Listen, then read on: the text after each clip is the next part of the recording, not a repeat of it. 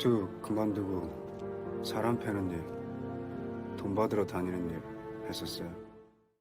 Di malam yang dingin kota Seoul, Korea Selatan, seorang pria bertopi sedang mengintai sebuah rumah susun. Pria ini bernama Jang. Pekerjaannya adalah seorang gangster yang hari-harinya menjadi penagih hutang para nasabah bank plecit. Malam itu dia menunggu nasabah yang sudah melebihi jatuh tempo pembayaran hutangnya. Sambil menunggu si nasabah ini pulang bekerja, dia sempat mampir ke Indomaret untuk membeli bir. Selang beberapa saat, pria tua pun muncul yang diduga akan dia tagih. Karena sudah tahu jika Jang sedang mencarinya, si pria tua ini pun kabur melarikan diri. Dengan cepat, Jang langsung mengejarnya.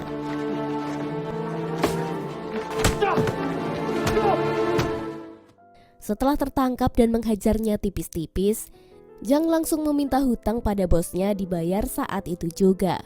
Pria tua itu hanya pasrah menyerahkan seluruh uang yang dimiliki. Jika ditotal tentu saja tidak genap melunasi jumlah hutangnya. Namun pria tua ini curhat jika semenjak dia terjebak riba dengan bank plecit, hidupnya hancur berantakan. Dia ditinggalkan anak dan istrinya dan hidupnya menjadi merana sia-sia. Pria tua ini menganggap jika Jang sebagai gangster tidak akan bisa mengerti rasanya hidup susah dan sendirian tanpa keluarga. Seketika Jang pun ikut emosi dan adu nasib karena hidupnya juga tidak kalah menderita. Sejak lahir dia bahkan tidak pernah bertemu dengan kedua orang tuanya.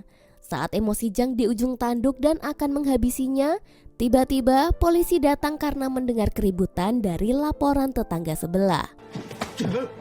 나 고아거든. 뭐야? 알아도 경찰인데. Apesnya di saat yang sama, si bapak tua malah memutuskan mengakhiri hidupnya dengan membakar diri dan terjun lewat jendela. 뭐 하는 거야? 살아 이 새끼야. 그러다. Sontak Jang pun berusaha menolong si bapak ini dengan menarik tangannya lalu menggeser agar si bapak jatuh ke semak-semak. Sayangnya api malah merambat ke tangan Jang hingga pegangannya terlepas. Di saat yang sama ada taksi di bawah rusun yang sedang melintas. Si supir ini kaget melihat ada manusia terbakar jatuh dari atas gedung. Akhirnya dia tidak seimbang dalam mengemudi dan mobil itu mengalami kecelakaan parah hingga 2 orang meninggal dunia.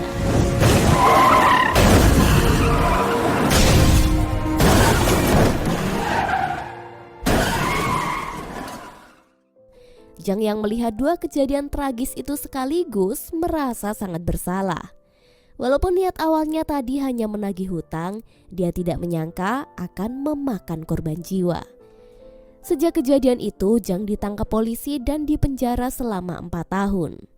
Selama di penjara, dia terus dihantui rasa bersalah dan berniat jika dia sudah dibebaskan, dia akan mengunjungi nasabah yang kabarnya telah selamat dari kobaran api.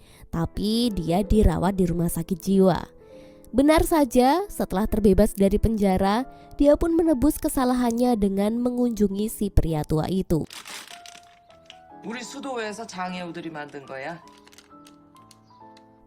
Kini Jang memilih untuk tobat melepaskan dunia gangsternya. Dia pun memilih kerja serabutan. Paginya dia jadi tukang galon, malamnya dia jadi kang parkir. Semangatnya mencari rezeki tidak pernah padam. Meskipun hasilnya sedikit, tapi yang penting halal. Suatu malam saat sedang bertugas jadi tukang parkir, seniornya bernama kakek Jaijin berpamitan karena akan pensiun. Kakek Jaijin lalu memberikan selembar koran yang isinya jika hari itu adalah keberuntungan bagi Jang yang bersio kambing. 오늘의 운세 양띠라 그러지 않았어? Ya karena itu doa yang baik tentu saja Jang mengamininya. Sambil jaga parkir dia menghabiskan waktu dengan menonton TV yang sedang menyiarkan acara tinju. Namun dia seperti mengenal sosok pemain dalam tinju itu. Tapi mungkin perasaan dia saja kali ya. Jang pun langsung menepis perasaan sok kenalnya ini. Selang beberapa saat, pos parkir itu didatangi mbak-mbak cantik yang bernama Junghwa. Dia pun langsung menyodorkan kotak makanan. Jang hanya bengong karena tidak mengenal Mbak Junghwa ini. Namun jika dilihat lagi, pandangan matanya kosong. Jang lalu bilang jika mereka tidak saling kenal. 시청료가 엄청 푸짐해서 감동받으셨구나. 누구세요? 누구세요? 할아버지는요? Junghwa pun kaget karena dia salah menyapa orang. Sebenarnya dia sedang mencari kakek Jae-jin. Karena biasanya tiap pulang kerja, Junghwa dan kakek Jae-jin nonton drakor kesayangannya sambil nyemil rengginang buatannya. Junghwa lalu mengeluarkan tongkatnya yang menandakan jika dia adalah seorang tunanetra. Pantas saja dia jadi salah menyapa orang. Karena malam itu hujan deras dan Junghwa tidak membawa payung, Jang mengajaknya menunggu hujan reda sambil menonton drakor kesayangannya. Disinilah mereka pun saling berkenalan. Jang terheran-heran dengan Junghwa yang bisa terhanyut hanya mendengar alur drama tanpa melihatnya. Setelah hujan reda, Junghwa berpamitan dan memberikan nasi kepal buatannya. Jang lalu memakan nasi kepal itu setelah sampai di rumah. Moodnya pun jadi bagus dan menganggap pertemuannya dengan si cantik Junghwa memang benar keberuntungan. Hari berganti pagi, sekarang kita diperlihatkan dengan kehidupan Junghwa. Sehari-hari dia bekerja sebagai customer service. Meskipun tunanetra, dia bekerja dengan sangat baik dan ramah. Bahkan sikap tenangnya dalam menghadapi keluhan klien patut diacungi jempol oleh bosnya. 다시 한번 사과드립니다. 혹시 제가 도울... 지금 우수사원 후보인 거 알죠? Sekarang kita berpindah ke tempat arena latihan tinju. Terlihat Jang datang ke tempat latihan itu dan sedang mencari seseorang. Terungkaplah jika Jang ini dulunya adalah atlet MMA tingkat nasional di tahun 1999.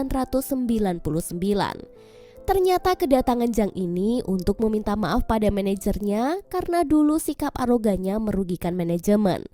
Namun permintaan maafnya ditolak karena sang manajer masih sakit hati dengan kerugian yang dialami 4 tahun yang lalu. Meskipun begitu, Pak pelatih yang bernama Beng masih baik kepadanya. Dia mengajak berkeliling arena dan memperkenalkannya kepada pemain-pemain junior. Dia juga bertemu lawannya yang bernama Taisik yang kini sudah jauh berbeda. Taisik ini menjadi petinju nomor 1 dan dia lolos di pertandingan UFC. Berbanding terbalik dengan nasib Jang yang kini telah berantakan. Di sini Taisik sempat mengejeknya dan ngajakin duel lagi. 경기 봤다. 잘하더라. 뭐? 어려운 발걸음 하셨는데 몸 좀 풀고 가지? Tapi Jang menolak karena jelas kemampuannya sudah tidak sekuat dulu. Manajer yang melihatnya sebagai pengecut langsung mengusir Jang dari tempat itu. 1라운드만 뛰어봐. 죄송합니다. 복소도 아닌 새끼를 왜 들여놨어? 당장 내보내! Meskipun hatinya tidak karuan, Jang tetap bekerja di pos parkir. Selang beberapa saat, Mbak Junghwa kembali datang karena tidak ingin ketinggalan nonton drakor kesayangannya. Lagi asyik-asyik nonton, Junghwa nyeletuk agar Jang membukakan jendela. Ternyata dia tidak nyaman dengan bau kaos kaki Jang yang tidak pernah dicuci. Tapi ya memang benar sih, Jang yang apa adanya terlihat begitu kucel dan tidak terurus. Jang lalu izin ke kamar mandi buat cuci kaki. Saat kembali, Junghwa sudah memakai mantel dan berpamitan pulang. Disinilah untuk pertama kalinya mereka berjabat tangan. Tapi Junghwa kaget ketika menyentuh tangan Jang yang kasar. Makin minderlah Jang terhadap Junghwa. Di tengah malam, Junghwa langsung mencuci bajunya yang basah. Namun karena dia tidak bisa melihat, celana dalamnya pun jatuh dan menyumbat selang pembuangan air mesin cuci. Karena Junghwa hanya tinggal sendirian, dia tidak bisa meminta tolong kepada siapapun. Alhasil saat berusaha mencarinya dengan meraba-raba, Junghwa malah jatuh terpeleset.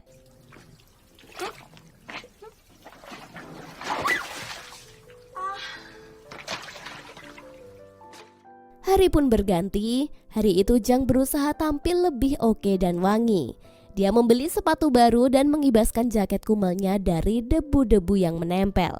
Jang sepertinya mulai jatuh cinta kepada Junghwa. Dia mencoba memejamkan mata demi bisa merasakan bagaimana rasanya hidup tanpa bisa melihat. Benar saja, selang beberapa saat terdengarlah langkah kaki dan tongkat yang mendekat. Itu pasti adalah Junghwa yang datang. Junghwa yang ceria menyapa dan menggoda Jang karena mencium aroma sepatu baru. Jang jadi canggung karena ketahuan berusaha lebih bersih dan wangi. Ditambah Junghwa malah bertanya, seperti apa wajah Jang? Dia lalu bilang jika wajahnya tidak ganteng, tapi ya lumayan maco. Junghwa pun tersenyum mendengarnya. Malam itu saat Junghwa akan pulang ke rumah, tidak sengaja dia menyenggol rak botol di supermarket demi menghindari mobil yang ngebut.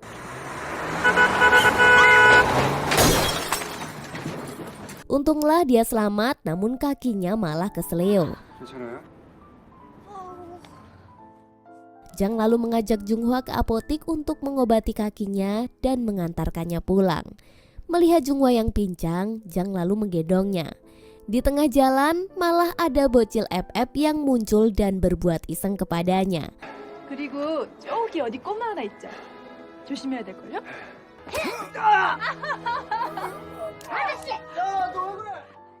Alhasil, kaki Jang sampai gemetaran menaiki tangga dan meminta istirahat sebentar. Junghwa yang melihat Jang ini orang yang baik, sekalian minta saluran airnya yang mampet untuk diperbaiki.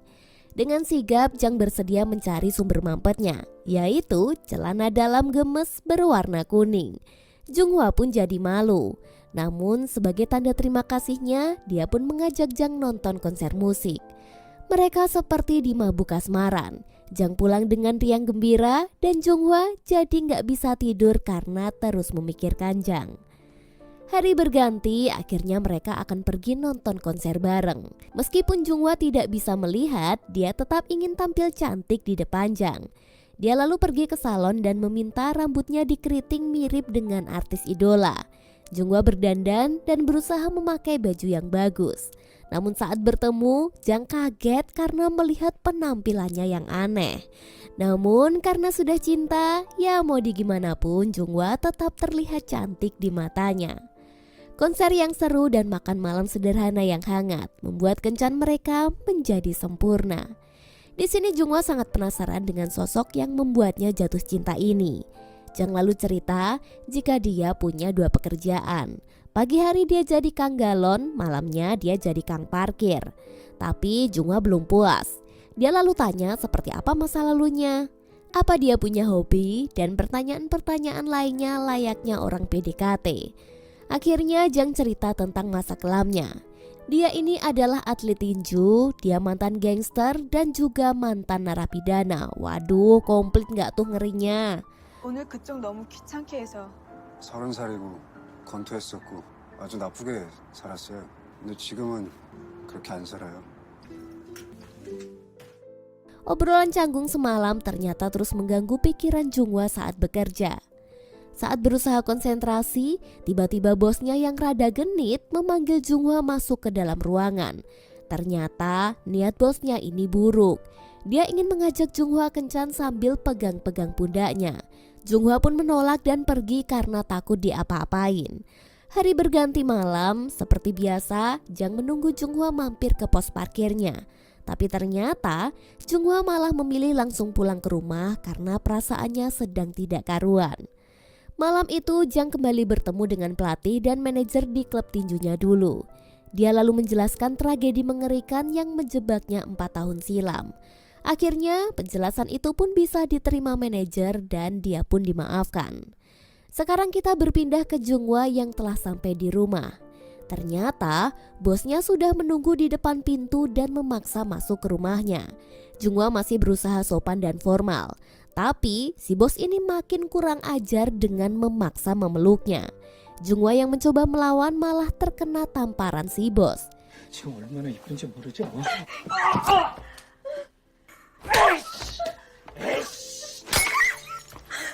Dengan segala keterbatasannya, Junghwa mulai tidak berdaya. Untunglah tiba-tiba Jang datang tepat waktu dan langsung menghabisi bos itu.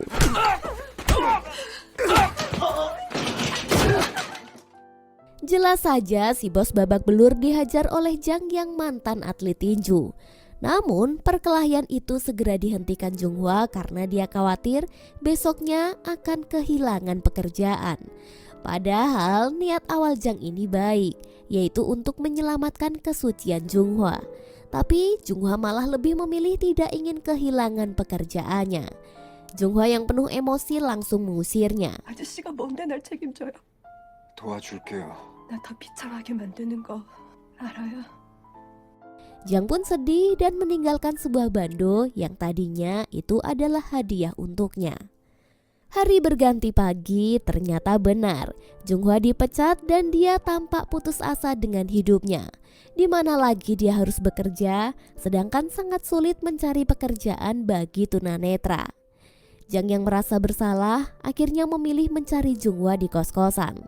Namun dia sengaja tidak memberitahu keberadaannya. Diam-diam dia terus mengikuti kemanapun langkah Junghwa pergi.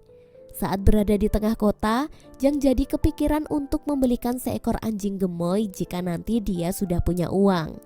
Malamnya, ternyata Junghwa sudah berada di depan pos parkir. Dalam keadaan canggung, mereka saling bertegur sapa. Di sini tampaknya Junghwa sudah lebih baikan.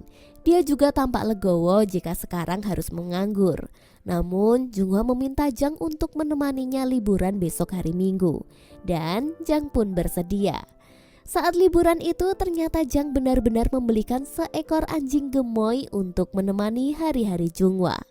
Tentu saja dia sangat bahagia. Lalu mereka pun pergi menuju sebuah danau. Jang lalu cerita jika saat kecil dia tinggal di panti asuhan dekat danau itu. Namun kini air danau yang semakin naik membuat panti asuhan harus dirobohkan dan pindah ke tempat yang lebih aman. Di sini Junghwa menjadi pendengar yang baik. Dan ya, karena keduanya sudah sama-sama cocok, mereka mengambil 2 buah batu sebagai simbol untuk menjaga satu sama lain. 난 이걸 아저씨라고 생각하고 가지고 다닐 거예요. Akhirnya resmilah mereka menjadi sepasang kekasih dan tinggal di atap yang sama. Jang yang dulu kesepian dan hidup sendiri, kini mulai berubah dan ingin hidup lebih baik. Apalagi sekarang dia merasa bertanggung jawab untuk menghidupi kekasihnya. Pagi itu Jang membulatkan tekad untuk menemui manajer klub tinju dan ingin bergabung lagi. Bakatnya yang gak kaleng-kaleng tentu disambut baik oleh pelatihnya dulu. Mereka langsung menargetkan untuk bisa lolos di ajang UFC bersama dengan Taisik. Kini mulailah Jang melatih fisiknya dengan semangat. Pagi dia jogging, siang lanjut kerja lagi antar galon, sorenya masih nyempetin latihan tinju tipis-tipis, dan malamnya jaga parkir. Kalau dibayangin, aktivitasnya benar-benar melelahkan. Tapi semua tidak terasa demi rasa cintanya kepada Junghwa. Selain giat bekerja, dia juga mulai menjaga kebersihan. Dari membersihkan debu hingga mengecat ulang rumahnya. Saat Junghwa masuk, dia sangat senang melihat Jang berubah menjadi lebih rapi dan bersih. Dan hari itu untuk pertama kalinya mereka bercocok tanam. 아저씨가 보이는 것 같아요. 보고 있어요? 거짓말. Waktu terus berjalan, setelah cukup lama berlatih, kini fisik Jang sudah siap untuk bertanding di arena tinju. Dalam 3 babak pertandingan, Jang berhasil menang tinju dan dia mendapatkan bayaran yang lumayan. Lalu kita berpindah ke Junghwa. Kini aktivitasnya hanya di rumah saja bersama anjing peliharaannya. Meskipun kehidupannya sederhana, mereka hidup dengan sangat bahagia. Junghwa lalu cerita jika dia mulai mempelajari keterampilan memijat dengan huruf braille dan ingin mempraktekannya pada punggung Jang. Saat dipijat, Jang jadi kagum dengan kelihayan memijat Junghwa. Dia pun mendukung keterampilan kekasihnya ini. Dan di saat yang sama, Jang lalu cerita jika uang hasil bertanding ingin dia tabung untuk modal buka usaha keramik. Sebuah impian yang indah untuk pasangan ini. Dan karena suasana yang memang syahdu, akhirnya mereka bercocok tanam lagi. Hari berganti, tibalah Jang mengikuti ajang tinju keduanya. Kali ini dia sedikit kesulitan karena lawannya lebih berat. Namun setelah pertandingan yang panjang dan berdarah-darah, Jang tetaplah menjadi sang juara.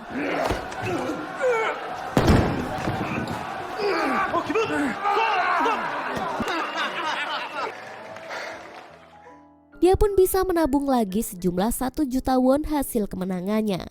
Namun, selang beberapa saat, rivalnya dulu yang bernama Taisik tampak syirik dan menantangnya bertanding di ajang profesional. 정식 리그 들어와서. Namun, Jang cuek saja dan menganggapnya angin lalu. Sepulang bertanding, dia melihat Junghwa terlihat begitu cantik menggunakan gaun hitam. Junghwa lalu cerita jika besok dia akan mengunjungi makam kedua orang tuanya. Paginya Jang menemani Junghwa mengunjungi abu orang tuanya. Disinilah Junghwa cerita jika dulu dia tidak buta.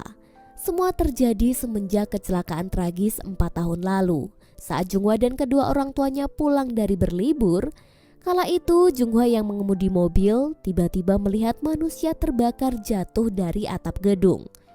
Karena tak konsen mengemudi, mobil mereka ditabrak sebuah truk dan kedua orang tuanya meninggal di tempat.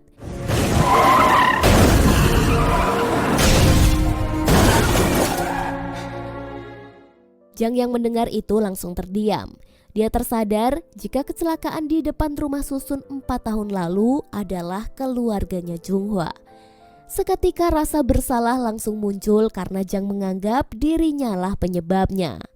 Sepulang dari berziarah, Jang meluapkan rasa marah pada dirinya sendiri dengan bertinju. Jang menangis karena secara tak langsung dialah penyebab kebutaan Junghwa. Saat Jang pulang, dia kaget rumahnya berantakan dan Junghwa juga sudah tidak ada. Dengan perasaan berkecamuk dia bertanya kepada tetangganya. Ternyata Junghwa dibawa ke rumah sakit karena terluka saat memasak. Itu semua akibat mata Junghwa yang melemah dalam menangkap cahaya. Dokter lalu bilang jika cepat atau lambat Junghwa akan buta permanen. Kabar ini tentu membuat Jang menjadi merasa sedih. Pilihan Junghwa agar dia bisa sembuh hanya ada 2, yaitu diberi pendonor mata atau operasi dengan biaya 30 juta won. Sepulang dari rumah sakit, diam-diam Jang menemui Tae-sik untuk meminjam uang.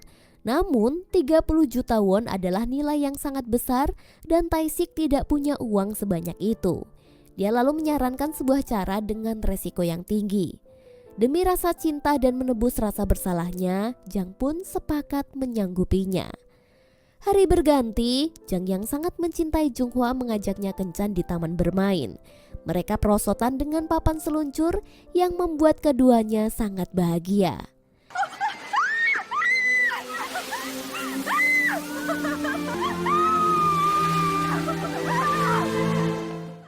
Setelah bersenang-senang, Jang lalu bilang ingin Junghwa menjalani operasi.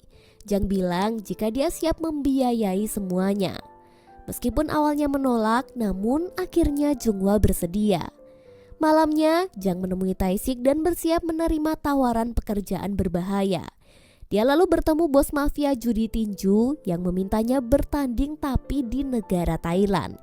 Di sana dia akan adu tinju dengan sistem hukum rimba di ajang MMA Underground. Jang langsung setuju dan menerima uang muka 30 juta won. Sepulang dari sana, dia langsung melenyapkan dokumen identitasnya agar nanti aksinya ini tidak terlacak. Tak lupa, Jang berpamitan dengan anjing kesayangannya. Dia pun pergi menemui pelatih bank. Dia menitipkan sebuah buku tabungan agar bisa diserahkan kepada Junghwa setelah selesai operasi. Jang lalu kembali ke rumah sakit dan bersikap biasa.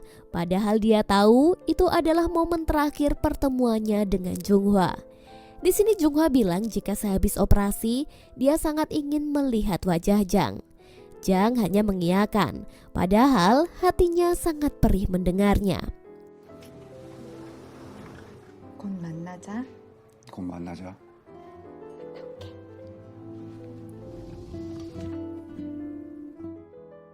Di saat Junghwa tengah menjalani operasi mata, Jang langsung berangkat ke Thailand. Di sana dia disambut oleh mafia judi dan langsung dibawa ke arena pertandingan MMA Underground. Tak lupa Tae-sik menyemangati Jang yang terlihat cemas. Ya iyalah, pertandingan ini bukanlah tentang menang atau kalah, tapi bertahan agar bisa tetap hidup. Namun baru saja mau masuk ke arena, dia sudah melihat pemandangan seorang petarung yang gugur dan diseret panitia. Wah, makin takutlah perasaannya. Saat masuk ke arena, hanya ada beberapa penonton mafia judi tinju didampingi gadis-gadis LC yang ikut menonton.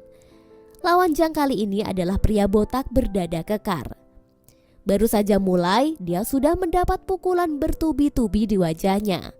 Namun karena insting bertahan hidupnya lebih kuat, akhirnya pertandingan pun dimenangkan oleh Jang.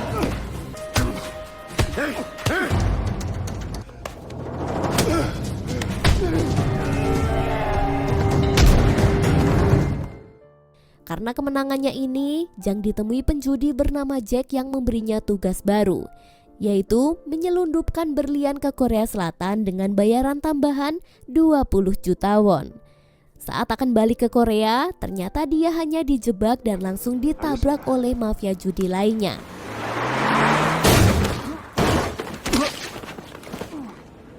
Seluruh uang dan berlian titipannya pun dirampas. Jang benar-benar dihabisi tanpa ampun, dan di saat kondisi Jang sudah sekarat, Jack tiba-tiba datang dan menyelamatkannya.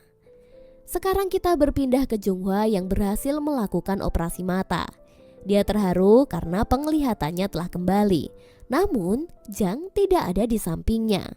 Setelah diperbolehkan pulang, Junghwa berusaha mencari keberadaan Jang yang tiba-tiba menghilang.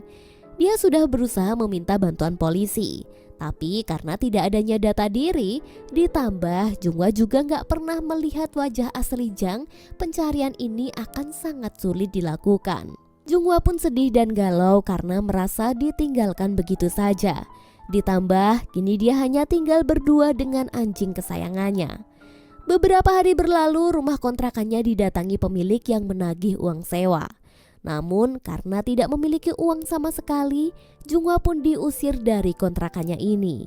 Saat sedang berkemas, tiba-tiba Kang Paket datang memberikan sebuah bando yang dibuat oleh teman Jang. Junghwa langsung mencari orang ini demi bisa mencari tahu di mana Jang berada.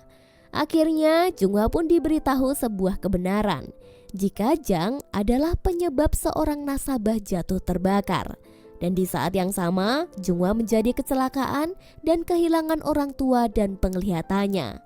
Junghwa pun syok dan sedih mendengar kenyataan ini. Namun ya, hidup harus terus berjalan. Junghwa tetap mewujudkan cita-cita mereka dengan membuat usaha kerajinan keramik. Junghwa juga mencoba membuat wajah Jang dari keramik bermodalkan indera perabanya dulu. Sesekali dia menangis menahan rasa rindunya. Di sisi lain, Junghwa juga terlatih pijat syaraf. Dia beberapa kali mendapatkan job di rumah sakit untuk terapi pasien. Suatu hari, dia ditelepon untuk memijat pasien di rumah sakit itu. Ternyata, di rumah sakit itu ada Jang yang terbaring lemah karena cedera saraf pada tulang belakangnya.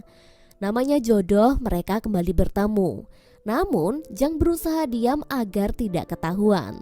Saat dipijat, diam-diam Jang menangis sedih, sedangkan Junghwa, dia merasa tak asing dengan tubuh pasien ini. Namun kok namanya berbeda? Ya sudah, Junghwa sama sekali tidak sadar jika itu Jang dan dia pun bergegas pergi. Besok paginya Jang yang sangat ingin tahu kabar Junghwa mampir ke studio keramiknya. Tiba-tiba anjing mereka langsung menyambutnya dengan senang, seolah-olah sangat merindukan tuanya. Junghwa pun tersadar jika itu adalah Jang. 여기 있던 거북이 어딨어요? 목발 짚은 남자 왔었어요? 저기 있던 그 야레양 사과인데요.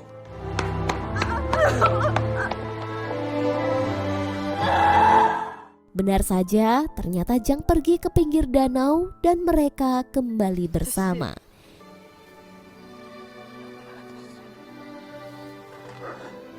정아야, 사랑한다. Namanya jodoh, mau berusaha tak bertemu, jika Tuhan sudah mengaturnya, pasti akan tetap bersama. Semoga semua orang bertemu dengan jodoh yang baik seperti Jang ya, dan sampai jumpa di film selanjutnya.